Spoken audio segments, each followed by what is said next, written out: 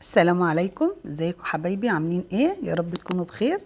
النهارده بقى نعمل رز بلبن بطعم جميل جدا ورائع، وطبعا معمول كله بالحليب. ايه رايكم بقى في الجمال ده؟ اتمنى الاشتراك في القناه، ودي قناتي مطبخ سومة واسهل الاكلات. اتمنى الاشتراك في القناه وتفعيل الجرس ليوصلكم كل جديد انا بنزله في القناه. يلا بقى حبايبي على الطريقه. جبت كوبايه رز نقعتها في كوبايتين ميه، وجبت كيلو ونص حليب غليته وحطيته بالقشطه بتاعته كده. طبعا وضفت كوبايه الرز اللي انا نقعاها وشطفاها وغسلاها، ضفتها على الحليب. طبعا الرز بلبن بيبقى بحليب بيبقى طعمه حلو قوي. وضفت كوبايه ونص سكر، والسكر اللي انتوا عايزينه. انا حطيت كوبايه ونص، بتبقى السكر بتاعه معقول. ضفت بقى 3 معالق كريم جانتيه. والكريم جانتيه ده بيدي طعم حلو قوي للرز بلبن.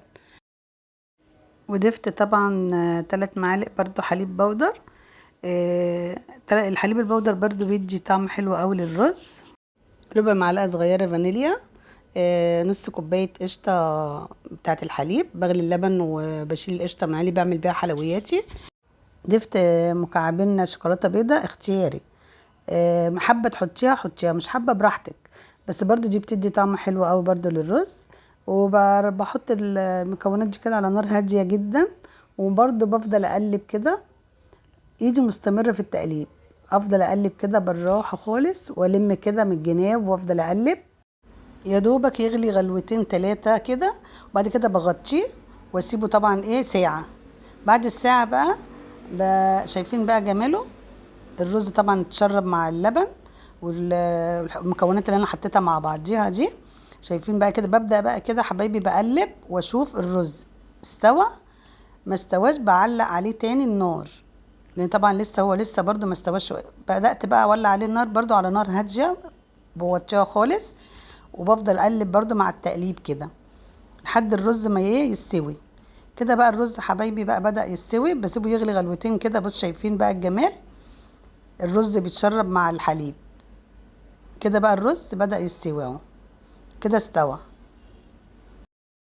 بعد طبعا الرز ما استوى بالطريقه دي كده، بجيب بقى كوبايه الا ربع حليب، بضيف عليهم 4 معالق صغيرين نشا كده. 4 معالق اهو. وبقلب النشا مع الحليب لحد النشا ما يدوب كده. وبدأت بقى احط كوبايه الا ربع حليب مع النشا على الرز. وبقلب بقى ايدي مستمره في التقليب عشان ما يبقاش فيه كلكعه رز.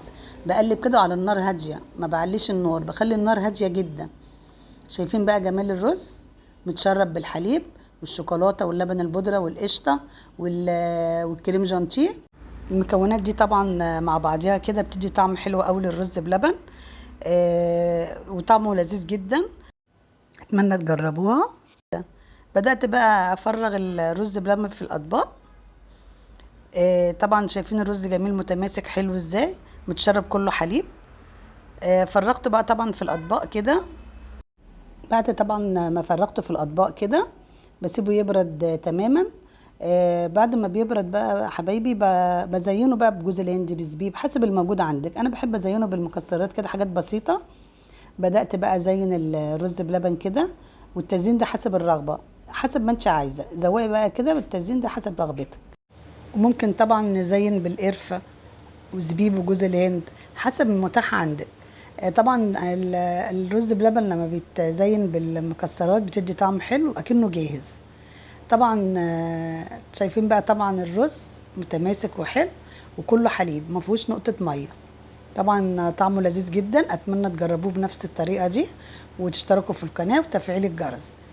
اتمنى منكم مشاهده الفيديو للاخر. وده الشكل النهائي للرز بلبن. ايه رايكم بقى في الجمال ده؟ طبعا جميل جدا ورائع، وبألف هنا عليكم حبايبي.